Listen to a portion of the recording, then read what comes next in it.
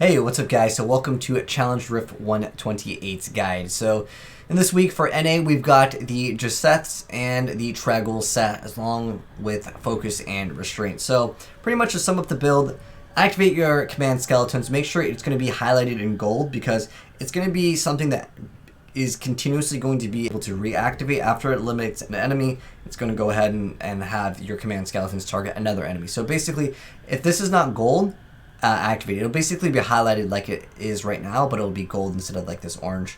And make sure that that is constantly on, and then make sure Focus and Restraint are active throughout the entirety of it.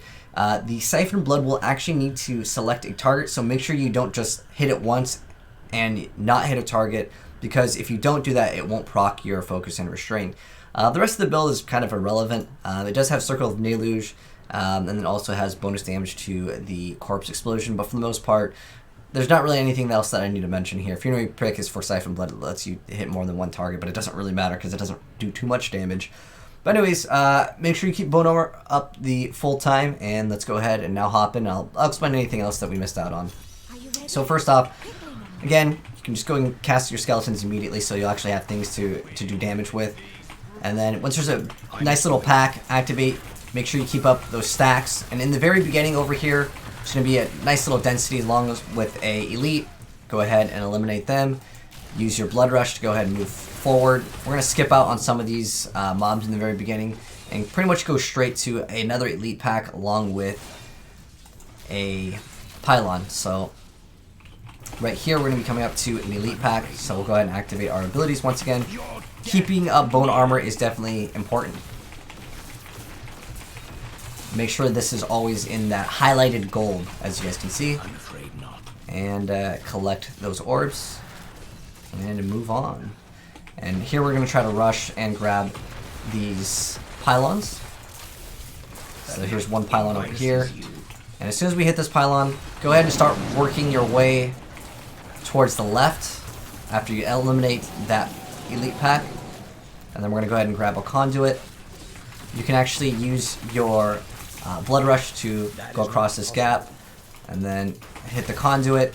They give you sufficient time for this. It's just one of the challenge rift that's a little bit more challenging because the build is very squishy. Especially if you don't keep up Bone Armor, you will melt very, very fast. Or if there's anything that like would proc on the ground like Arcane or anything.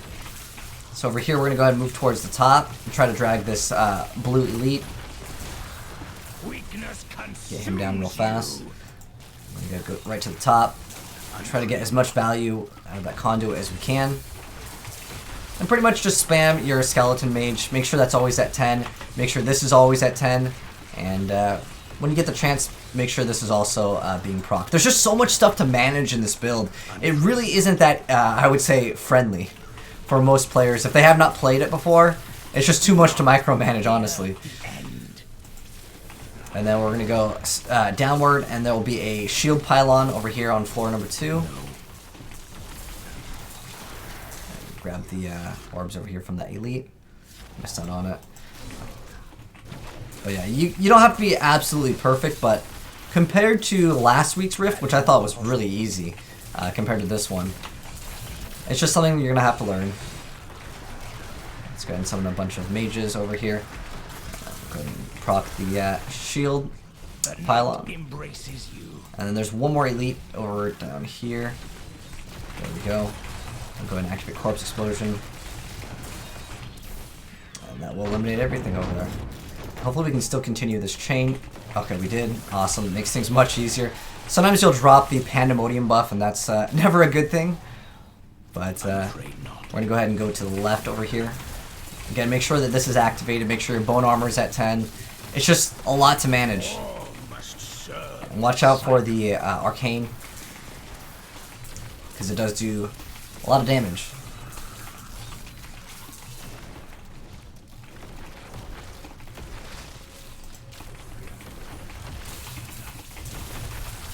We're pretty much coming up to the end of the rift. I'm afraid not.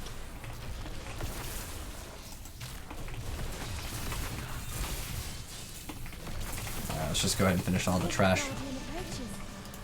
We got the angels and we have some corpses over here, so as soon as she comes in, go ahead and do a lot of damage. sure you activate the skeletons. And that's going to go ahead and be it.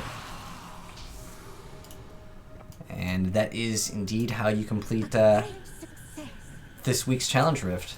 But anyways, hopefully this guide helped you guys out, because I know that this one's a little bit more challenging than I would say the previous ones.